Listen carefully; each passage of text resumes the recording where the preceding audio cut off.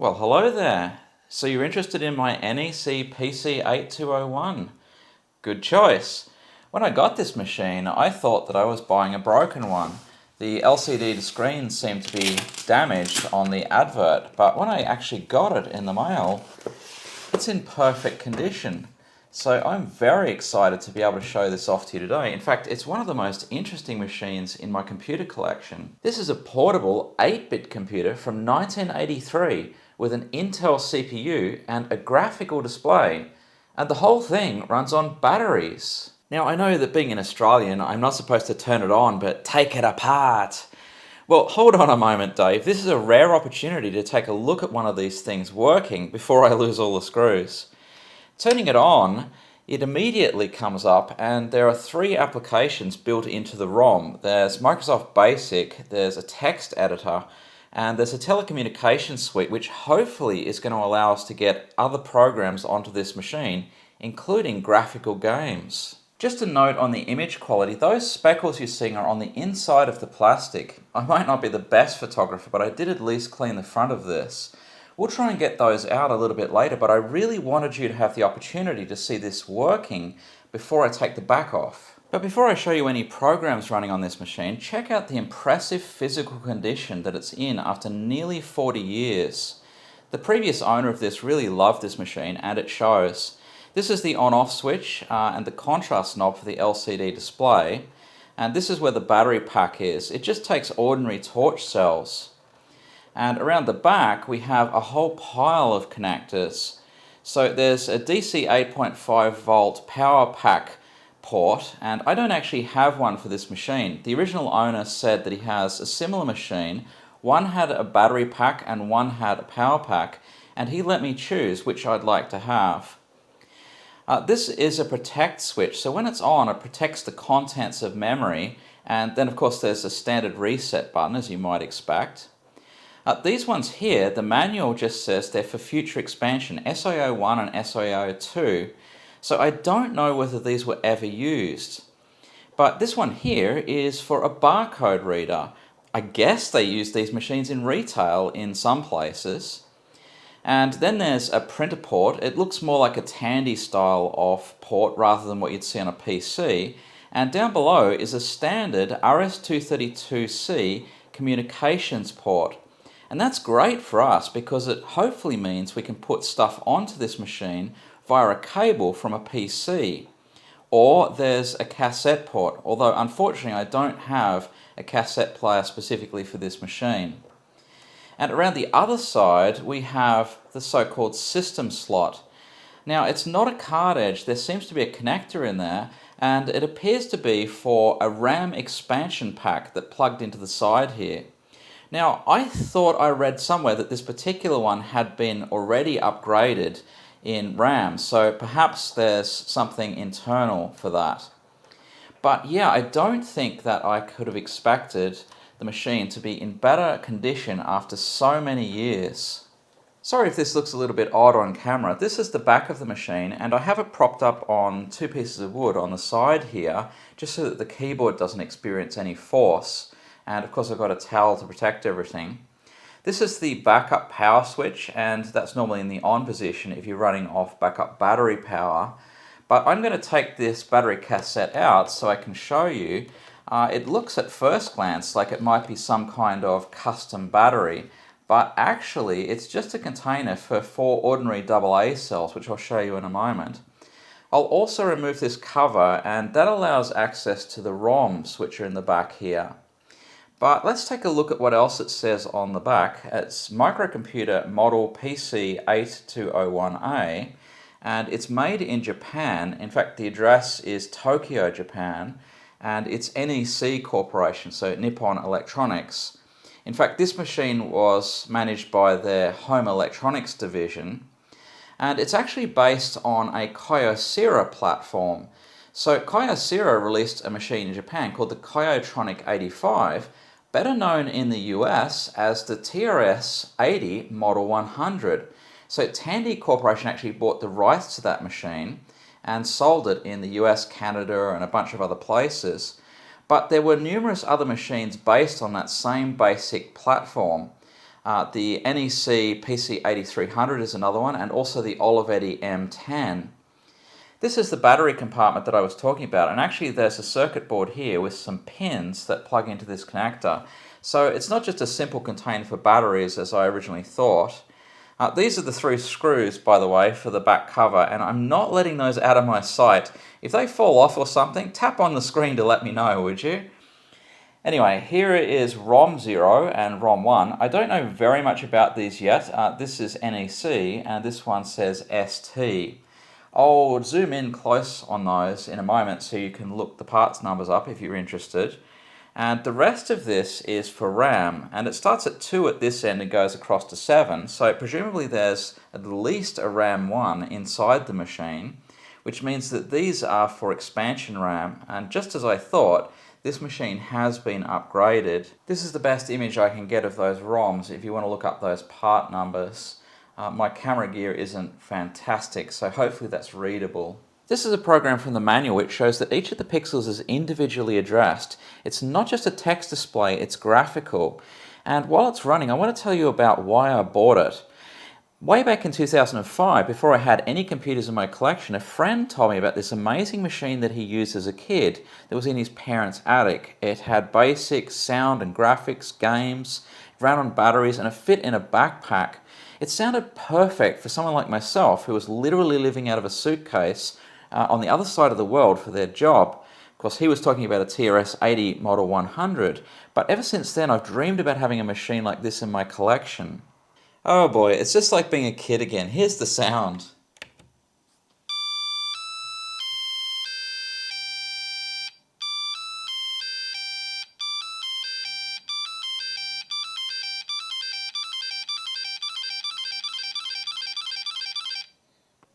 Of course, the machine can be used for things that are entirely more scientific. Here it is computing the orbit for my next moon rocket. And look how deliciously slow this Microsoft Basic is running. Are you getting a wave of retro computing nostalgia right now, like I am? But hang on, didn't I say that this was an 8-bit Intel CPU? Not like the 16-bit Intel CPU that the IBM PC was based on. What's that all about? Well, Intel began making microprocessors in 1971. In fact, they produced the world's first commercially available microprocessor, the Intel 4004. And this was done for a company called Bizicom who wanted to make a calculator out of it. Before this point, CPUs were generally done on large boards or with discrete components, and so they're very large, but Intel put it onto a small chip. And of course, this was also used for a pinball game, as it turns out. Now, Intel followed this up in 1974 with another 4-bit CPU, the Intel 4040. It was very similar, it just had interrupts and a single stepping mode that allowed you to go through one instruction at a time, which is great for debugging. But in between, Intel produced the 8008 CPU, which was an 8-bit CPU. And this was actually used in the first personal computers. It could actually address up to a whopping 16 kilobytes of RAM. And then in 1974, they followed that with the Intel 8080, which was quite similar in a lot of ways, but not quite binary compatible with the Intel 8008. And this one could address up to 64 kilobytes of RAM. It was a huge success. At one point, there were up to 5 companies making a total of 500,000 units a month of this CPU. It was used in the famous Altair 8800 kit computer and other personal computers of the time, the Sol 20, the IMSI 8080, and others that were based on the S100 bus. Then, of course, Intel produced their first 16-bit CPU, the Intel 8086, in 1978, and we're very familiar with that on this channel. This was actually designed so that you could machine translate code that had been written for the 8080 into the 8086. Although the 8086 was a 16-bit CPU internally, it had 8-bit registers as well, and so you could really program it like an Intel 8080. So a lot of the PC code that we have today really had its birthplace way back in this CPU and even earlier in 1972. Now, of course, we know about the Intel 8088. This was a cut-down version that only had an 8-bit external data bus. It was still 16 bits internally, essentially the same CPU as the 8086, and it was the CPU that was used by IBM in the IBM PC. But the Intel 8085 is the one that's actually in our machine, and this was very, very similar to the Intel 8080. It basically added a few extra interrupts, and it was also the same in terms of programming. It also took just a single 5-volt power supply instead of multiple supplies that were needed for the Intel 8080, and it had built-in serial I/O, which made it very useful as a microcontroller for a very long time. But this is the CPU that is in our NEC machine, and it turns out that we can program it using Intel 8080 assembly language, which in my opinion is interesting because it's what underlay the foundations of the 8086, so it's directly relevant to the history of the IBM PC, which we're all about on this channel. By now you're probably wondering about games, and here's a little basic game that I typed in from the manual. It's pretty amazing. So you just press space to fire a missile, and if you hit the side of the sub, then it says oops, and if you hit the center, it says hooray and gives you a point. But just look at the features of this game. It's got a scoreboard, there's a time that's updating automatically, there's collision detection, obviously. This is not bad for a 30 or 40 line basic program. Speaking of BASIC, there's this beautifully written N82 BASIC reference manual that came with the machine. Of course, the machine uses Microsoft BASIC, and you probably know the story that Bill Gates and Paul Allen started a company called Microsoft in those days, and they wrote the first BASIC interpreter for the Altair 8800. And that's no doubt what underlies the BASIC implementation here, which was apparently developed by Microsoft especially for this machine. So instead of showing you the entire manual, I thought I'd point out some of the important features of this BASIC. And the first one is there's a whole range of trigonometric functions. And that's pretty impressive for an 8-bit machine with such a small amount of memory. There's a function for loading machine code programs into memory. That'll be really useful when I want to actually assemble something into machine code on this. Then there's a function for converting from single to double precision real numbers. So it really supports double precision, which is pretty incredible. There's a function for loading a cassette program, and then there's a function for clearing the screen. That actually works very rapidly. We saw earlier in the video something that very, very slowly clears the screen, but this works almost instantly. Then there's communication, so you can actually use the COM port. And there's a way of defining variables so that they have a particular type, which is quite interesting for BASIC. So then you can define arrays of values, and this is obviously pretty critical if you want to do any large program. You can also execute a machine language subroutine. Then there's a whole load of file handling functions as well. It's really very sophisticated. There's also subroutines, and a little bit further on you can peek and poke to look at values in memory and change them.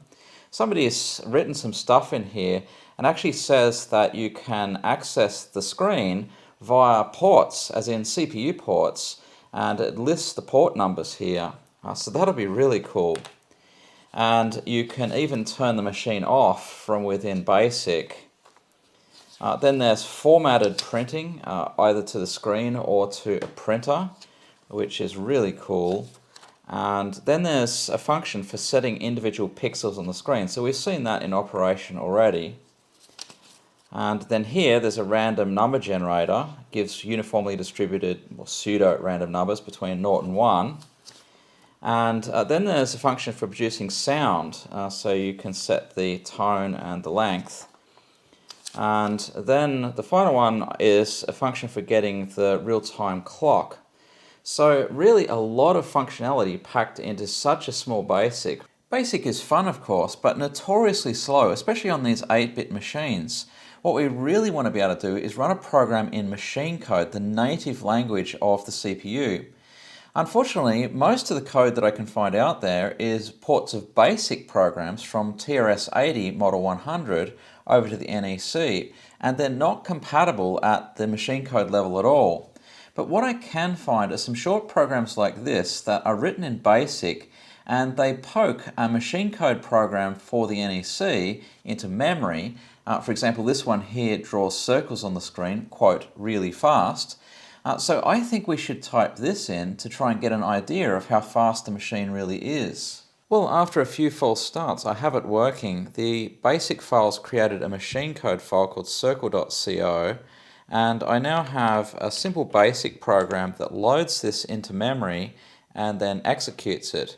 You basically put the parameters for the circle into some locations in memory, and then they'll automatically be loaded into CPU registers.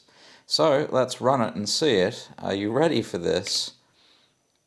It's pretty fast, actually. That's really not an appreciable amount of time to draw a circle, which is a pretty tricky thing to do, actually. And here it is drawing 20 circles. It takes about 2 seconds, so it looks like about 10 circles a second. Bear in mind, some of the overhead here will be just the BASIC program, which is calling the circle routine. So I think this is pretty good. Now, as far as connecting a cable to this machine is concerned, if it's just so I can copy a few BASIC programs over, which I can really type in by hand and have a lot of fun doing it, I don't think it's worth the trouble. So the only thing really remaining now is to take a look inside this machine and see if we can clean this screen. Well, I've already removed the 4 screws on the back here and the back cover, and I should be able to lift everything off now. It seems to come apart relatively easily. And maybe there's some wires here. Yeah, there are wires holding it together, so I'm going to remove those off camera just so I can do it safely. We'll start with the back. This is where the keyboard is. This is the keyboard matrix. And this one here, it must be the display controller. So it's all neatly separated into boards here. And you can see there's really quite a lot of chips to drive that graphical display. I guess you needed that many back in the day. On the other hand, they all look fairly modern in their appearance. So yeah, very, very interesting. So let's take a look at the main board. Well, it's all quite packed, and I think we were right. This is RAM 0 and RAM 1, and RAM 2 and RAM 3 were in the back, as we saw earlier, so it has been upgraded for sure. These look quite modern, but they do seem to be soldered in, so I think they are original. This is the speaker, of course, and this goes off to the serial and parallel port. And I assume that this is some kind of power supply. There's a little transformer here and some capacitors, and it's sitting on top of that battery compartment. What I didn't know about is this battery here, so I'll have to keep an eye on that to make sure it doesn't leak. I think it might have been replaced at some point, but yeah, when I take this battery cassette out, this thing actually remembers, and so I assume that this is actually the battery backup. And that switch on the back that we saw is actually for this battery, not for this one. Then we have the CPU itself, of course. This is an MSM80C85, and so it's neither Intel nor NEC as far as I can tell, which is quite interesting.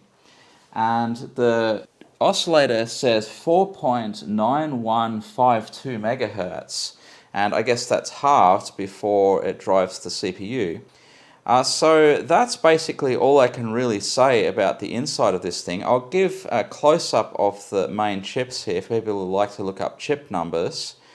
But what I'm going to do now is take that display board out and see if I can clean anything, get rid of some of those speckles. Here's a close-up of those larger chips, and once again I can't get any better focus with my camera, so hopefully this is good enough so that you can actually see the detail here. Well, it does look like that display board is going to come out, which is nice, and I think I see the source of all those speckles. It's got to be because of that foam that's surrounding the display. So I'm going to do my best to clean this out, and we'll see if we can get that looking a little bit better. But I imagine this is going to be an ongoing problem with this stuff decomposing over time. And there it is, all back together. Not a speckle in sight. It seems to be working fantastically. So yeah, I think we've been successful in getting that screen cleaned up, and everything still works. Great. By the way, I discovered that that port in the side of the machine, the so-called system slot, took a whole load of different peripherals. You could get a floppy drive controller. This one here, the PC-8240, is for a composite monitor. I believe you have to supply the monitor yourself, but it'd plug into that little box that you see sitting under the monitor there. And yeah, it gave you 640 by 200 in color. That would be fantastic on a machine of this vintage. But unfortunately, I've not seen one of these things in real life, and I don't even know for sure whether they were actually produced or whether this is just an advert for something they were planning to release. Maybe one of my Japanese viewers can let me know whether these things were actually available in Japan and whether they exist on the second-hand market over there even. Well, thanks very much for watching. That's all I have time for this week. I'll probably make another video about this particular machine when I actually program it in the future. So let me know if there's anything else you'd like to see running on this machine. But from me, it's over and out. Don't forget to like and subscribe, and we'll see you in a later video. Bye.